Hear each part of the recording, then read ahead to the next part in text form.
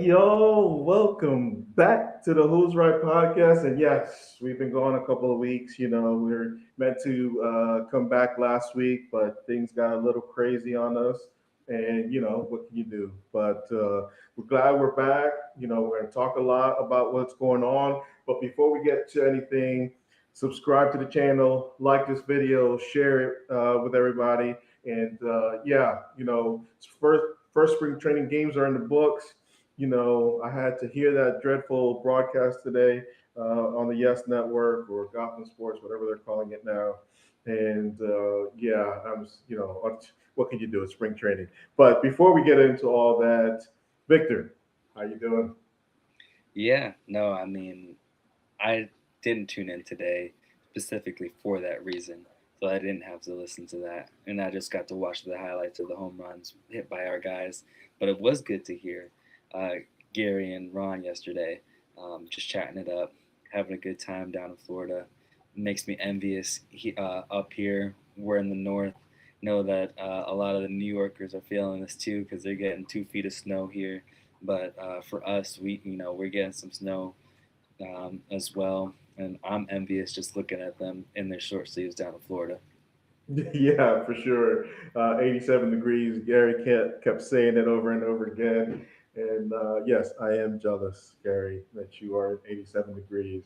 But let's just talk about these games, right? Like you said, we tuned into the first game yesterday, got a little taste of baseball. Obviously, we don't care about the wins and losses in these games. Won today, lost yesterday. Really don't care. We want to see what's going on with the team, what the performance is. Obviously, yesterday, the big thing was we're going to see Bo Bichette at third base. And the dreaded is he able to play third base? Is he not able to play third base? And we're going to talk about it for a little bit. And, for me, he looked fine out there. I'm not worried about it. I don't care about every clip that you see. Him moving off a short. He just moved off a short, which would mean that he should be better at any other position because shortstop is the hardest position to play on the infield, right? So I'm not worried about it. He looked good. Love seeing him bat behind Soto. But Victor, what you think? Yeah, you know, I'm not thinking too much of it either. Bichette being at third base and that infield, the way that it's constructed right now, it looks like it's going to be a great defensive infield. The one area I think that we do need to see someone break out in is that first base position because obviously we know how important that is when they get the ball almost each and every play. Um, and especially with these guys adjusting to new positions like a Bo Bichette, we need some guys to be able to handle the ball when it comes their way. We saw a hiccup there yesterday, and it's not too much to worry about. I know a lot of fans are nervous about Bo Bichette being able to get the ball over there, and sometimes I feel um, their sentiment because when I see you know wild throws, I get nervous. But being able to cover the ball, having the range to cover the ball is at the end of the day what matters. And we let pitching be able to take care of the rest. And so, um, the main takeaways for me from these 2 games was um, the people to look out for this spring training are Ronnie Mauricio. I think that he can be a breakout candidate this spring training. Um, he's not going to have a lot of uh, ability to play, and so he's going to have to do something crazy. And like we were talking about offline, some of these other guys might look like they have a long leash. Ryan Mauricio, he's got an option this year. So if he doesn't break out in a big way, he's going back down to AAA. And I don't think he wants that being at this stage of his career. The other Yeah, guy, no. sorry, go Go ahead. ahead. Yeah, yeah. Talk Well, about. Bichette, the jury is still out. Obviously, we're not worried, but 2 weeks from now, if he's booting some balls, um, that might change our tune a little bit, right? But Bichette after the game was talking about how he just has to get used to the way the ball kind of comes off the bat because at short he's able to actually move head on um, in front of the batter. Now the ball comes off at an angle, and he kind of mentioned in his presser that he needs reps. He needs a lot of reps to kind of get used to that. And what I love is that he's going to want the ball every day. And since he doesn't need the range of a shortstop, it might actually save his legs a little bit. So who knows? He might actually play a lot more games than we think. And as far as Ronnie Mauricio, I believe that he's destined to AAA this year, just because of that option, and only because Beatty and Vientos are going to be on this team. It looks like, as of now, anyways. Anything can happen in 4 weeks, but as of now, those two guys are on the team, and I don't think they're gonna hinder his development a third year. Right? The first year was his injury. Last year was rotting on the bench because he wasn't quite ready to play.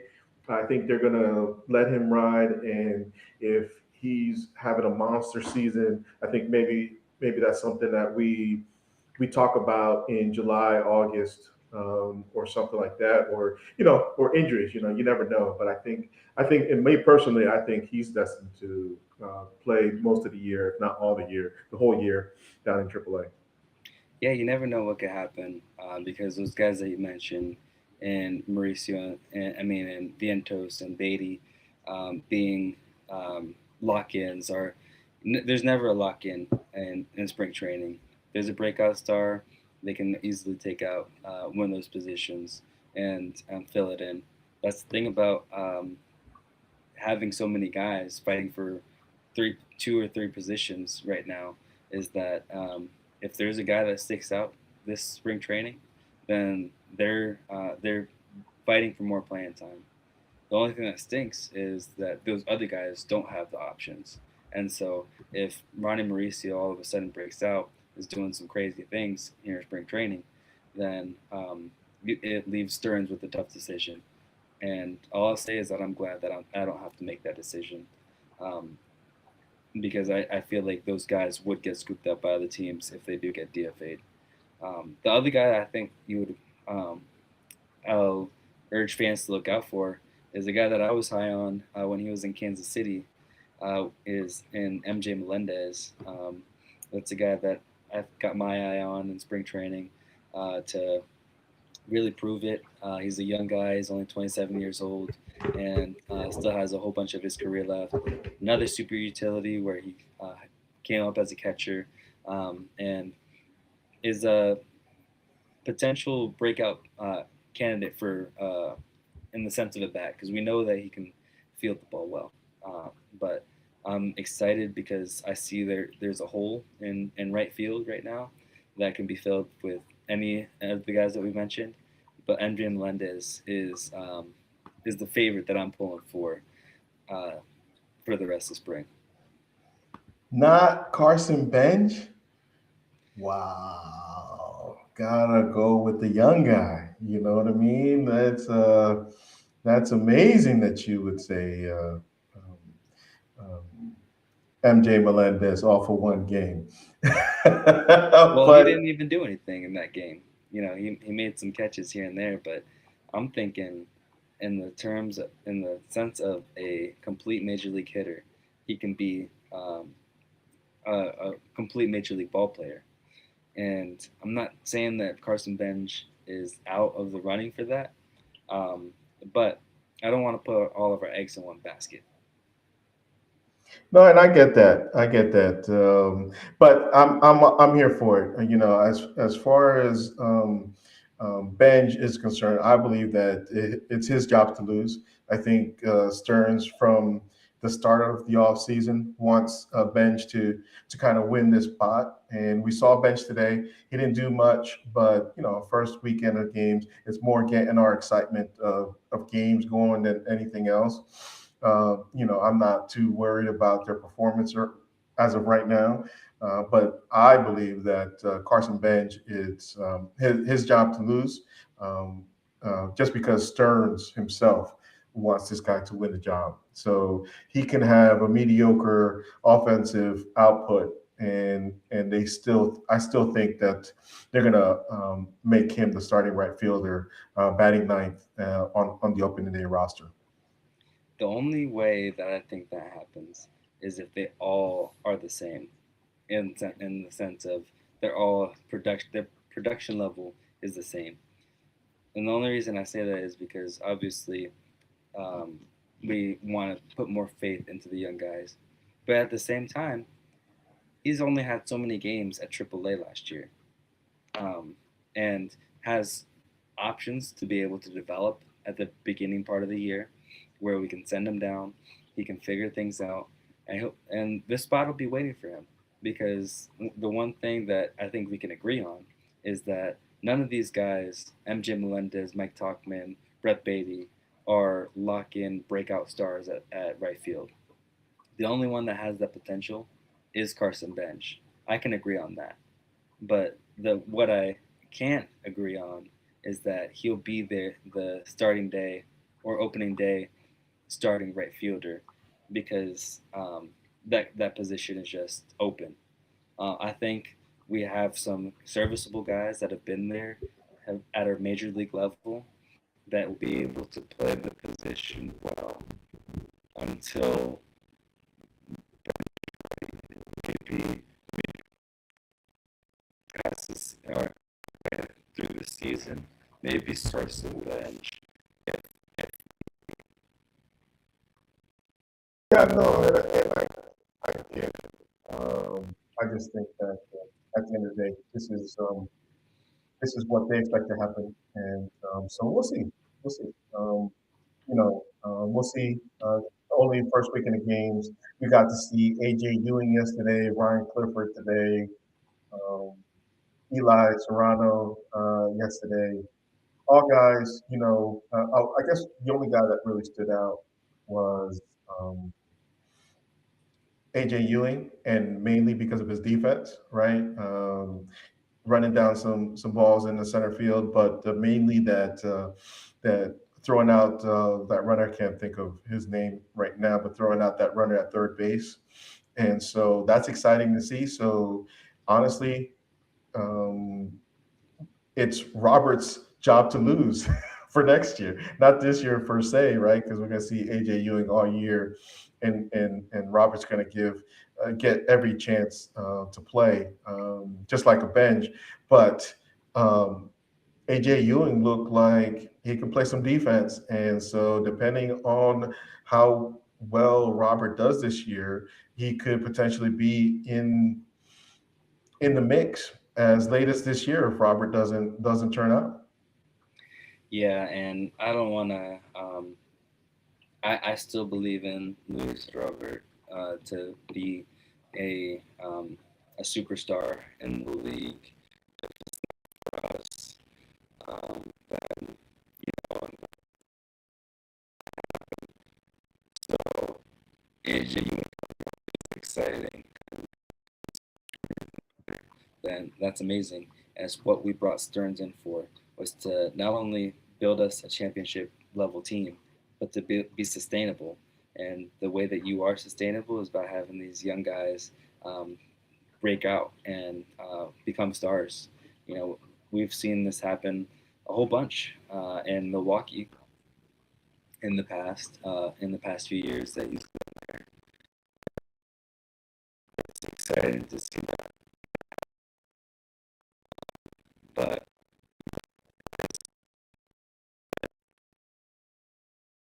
here, Yeah, no, it's just something.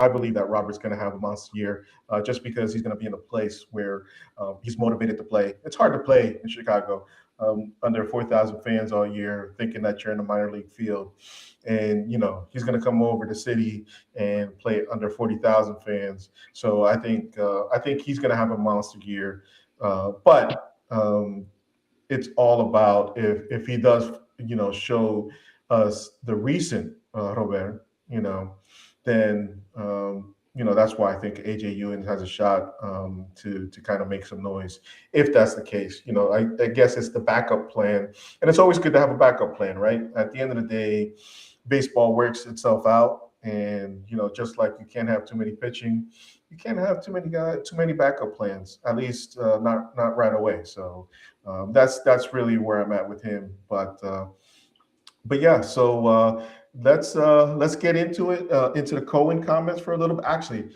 before we get into the Cohen comments, let's talk about Mendoza, because you mentioned earlier that the first base has to break out, right? And Mendoza yesterday came out and said Polanco's going to get a lot of at bats at DH, which was news to us because all we heard was that all off season was that Polanco was going to be the primary first baseman, and we speculated on Polanco being the DH all off season because that's where we thought his best position was. But now listening to Mendoza, I think what we thought all expected is coming to fruition, that Mendoza will be, Polanco will be the primary DH. Obviously, he's going to play some first, but he's going to be the primary DH this year, just like he was last year for Seattle. Yeah, and I'm actually very happy to hear about that news because not that I don't believe that he was going to be able to handle the position because obviously being a former short base or shortstop, he can handle first base. But my bigger concern, and I think what Carlos Mendoza was getting at, was we want to keep these guys healthy. We want to make sure that they're healthy throughout the whole season, the whole 162, and that's a theme that we've heard talked about during the uh, press conferences.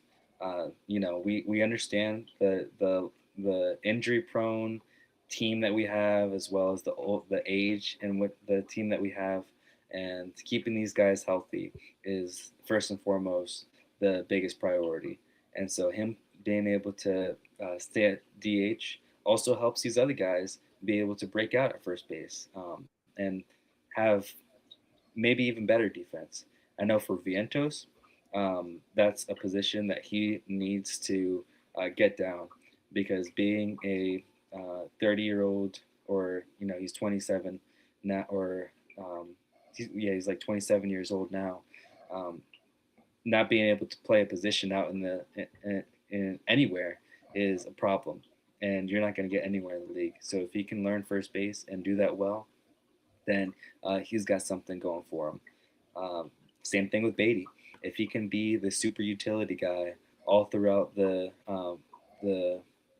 the field and break out as a great first baseman as well, then that adds to his value. So it only benefits the team when Jorge Polanco plays mostly DH. Not that he's gonna strictly play DH, but when he gets off his feet and gives these other guys opportunities to break out, I think that that is a good thing for the Mets. Yeah, no, for sure. I hope the echo's better. Thank you for the comments. Yeah, and I agree with you. And the question is, obviously, at least I don't. I'm not going to speak for you. I don't believe in Vientos' defense, even at first base. And so the question is, who's going to get the primary reps at first base? Is it going to be Beatty, or is it going to be Vientos? And that's going to be the real question. And I wonder how that's going to play out. I'm not worried about Beatty playing first base. I know some people are, just because it's his first time there. But you know, Alonso came up as a shortstop. I mean, a third baseman, and moved over to first. So in the minors, obviously, played in college at third base. So So it's one of those things where a Beatty playing first base, I'm not worried about it. I think he can adjust just like he adjusted to second base. Second base is a much harder position to play than first base, and he adjusted well. So I think for me, if Bench wins the job, I think Beatty is going to play a lot of a lot of first base reps. As long as he's, because I think he was in an interview. I don't know if you saw it.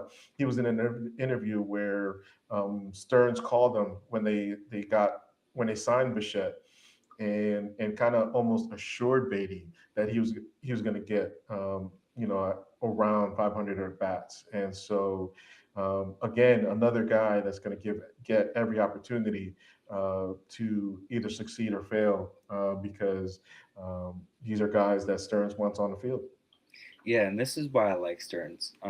Not because he is giving Beatty the opportunity, but because of why he's giving him the opportunity. Because we all saw it back in 2022. Same thing that happened with Jonah Tong this past year. This guy was rushed up into the big leagues for a desperate opportunity to play because we needed somebody at third base when Eduardo Escobar wasn't doing it for us, and um, and then we saw the effect of it year the year after that, he was pushed and fell flat on his face because he wasn't ready for the big leagues.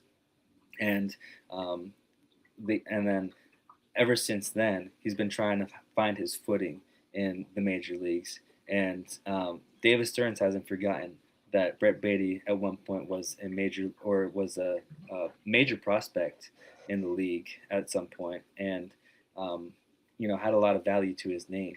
And I think a lot of us Mets fans forget that as well when we see the career that he's put up so far.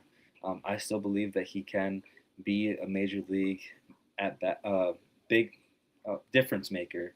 Um, when seeing how he came up through the minor leagues, he just needs to hone his position, and getting those at bats is going to be able to um, allow him to hone that position.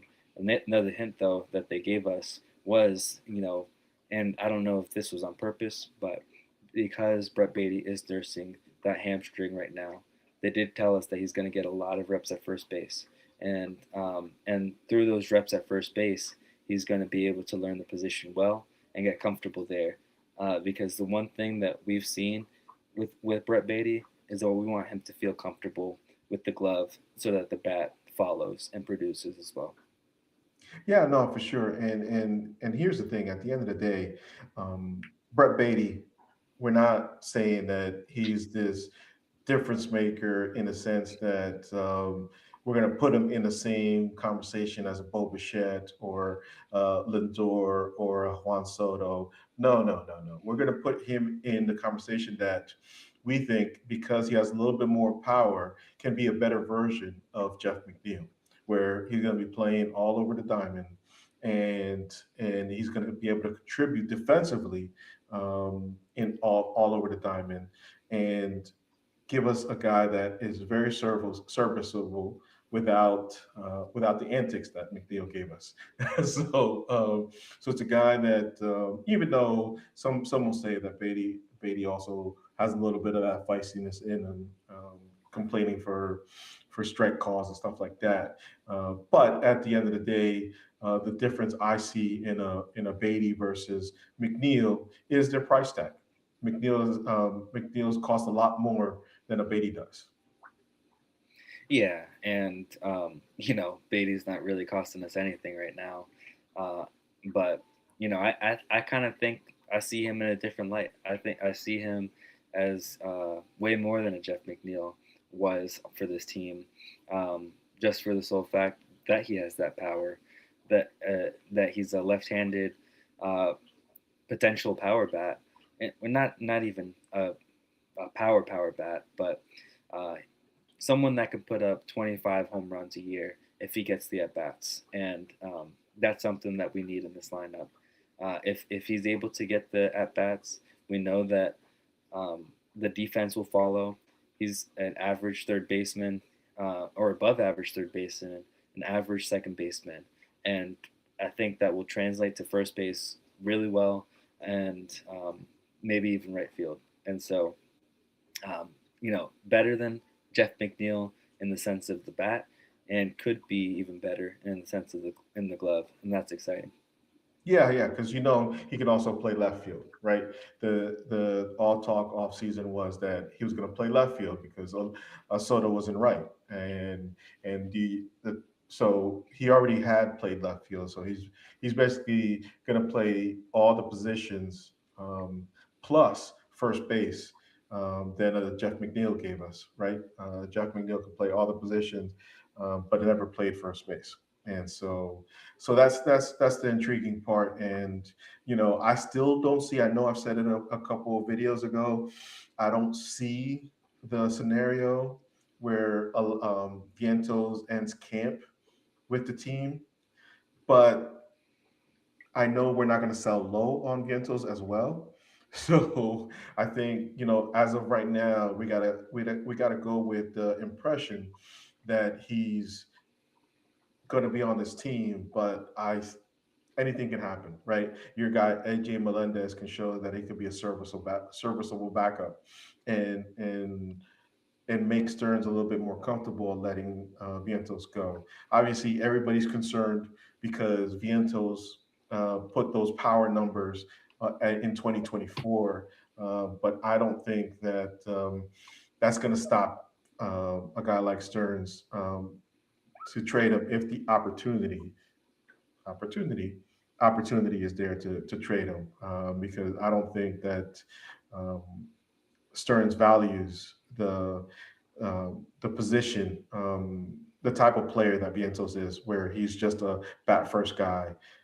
So without his bat, he's not a big value to the team. Yeah, and it's going to be tough because there's a lot of people fighting for positions on this team. When David Stearns goes out and builds a team in the offseason, he gives people, he throws out flyers and gives people an opportunity to break out. Another bet that, I didn't see us talking about in this podcast, but could edge Vientos out if the time does come is a Jared Young type. If he shows and breaks out better than Mark Vientos does, then that's a bet that can be a better backup than Mark Vientos if he doesn't show out in spring training.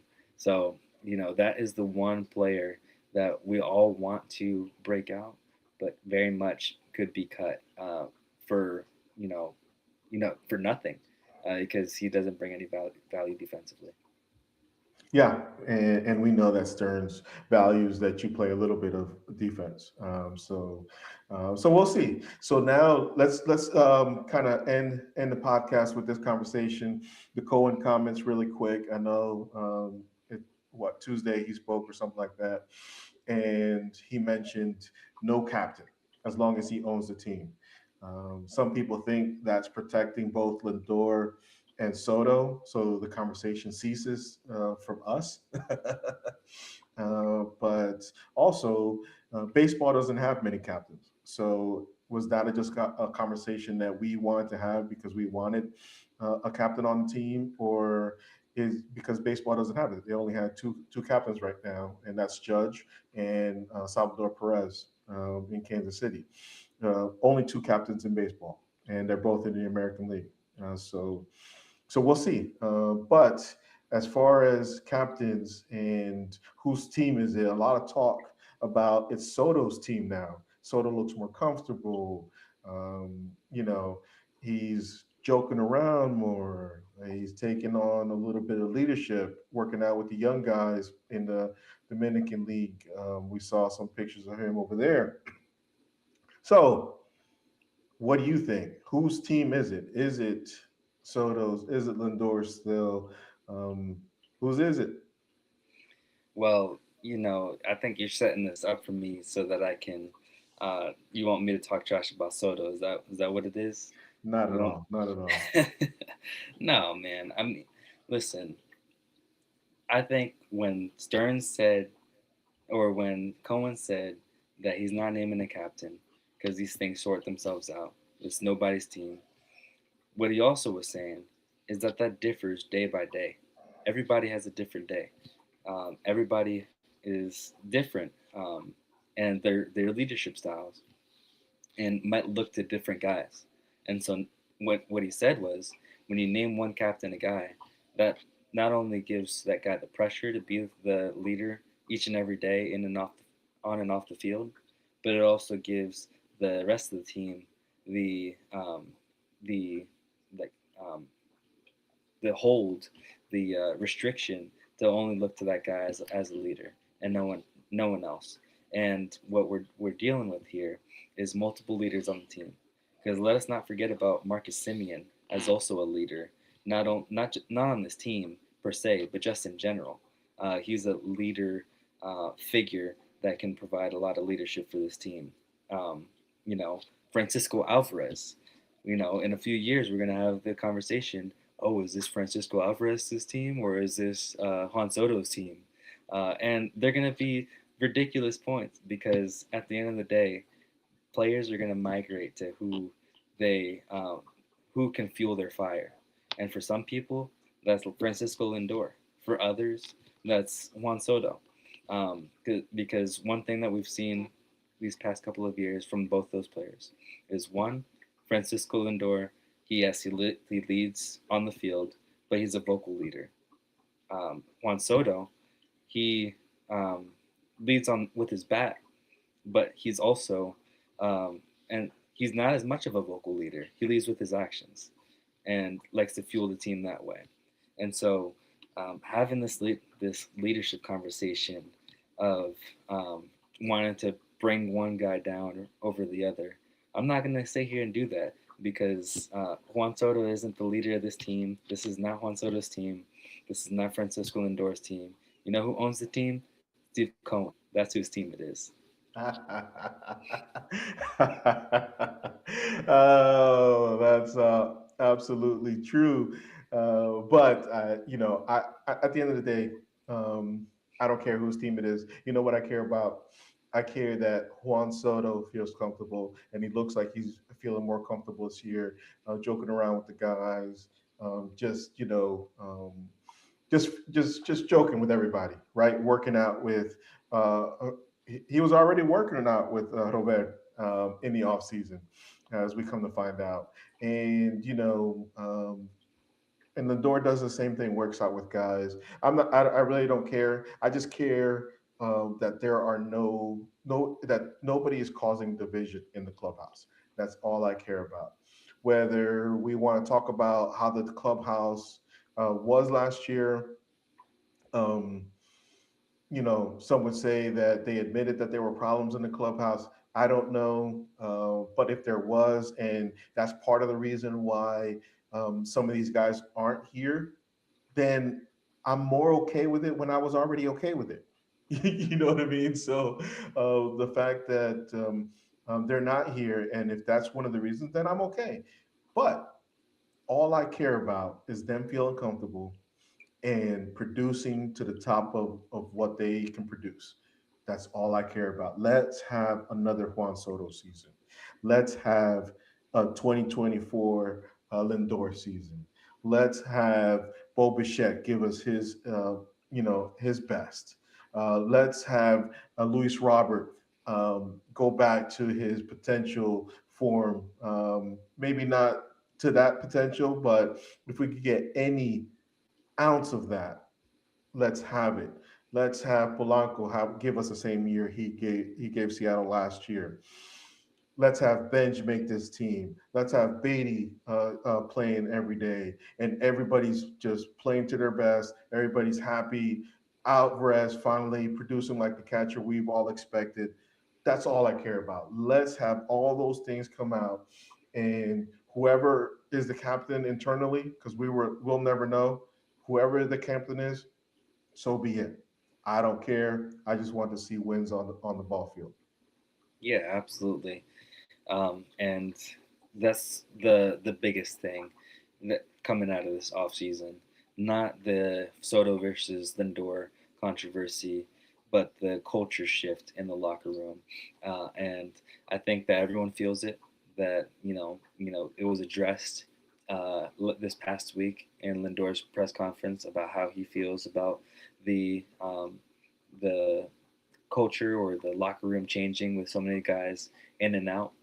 Um, and he said it perfectly. He trusts Stearns, and what they're there to do is to win ball games. And he trusts Stearns to build the team that is going to be able to best accomplish that. And I think that mentality is shared throughout the Met clubhouse and throughout the fan base. Is that we know that those guys want to win. That's the number one priority, not leadership of the team or whatnot. Because all that we're doing, talking about this, is sowing division throughout the team, saying that this guy is a leader, this guy's not. And at the end of the day, we want those guys one mind, working as a unit to win a championship. Yeah, no, for sure, absolutely. And so we're going to end it there. I think there's really not a whole lot to talk about. We never got into our predictions for the year because we didn't get a chance to get on the mic last week, but we'll see how it pans out. WBC starts in a couple weeks. USA had a good day with U.S. hockey, men's hockey today. So let's just enjoy spring training for the next couple weeks until the WBC starts, and then we'll go crazy about the WBC. But before we get out of here, subscribe to the channel, like this video, share this with your friends, and let them know what's going on here. And Victor, any last words? Yeah, man. No, that USA game this morning got me hyped.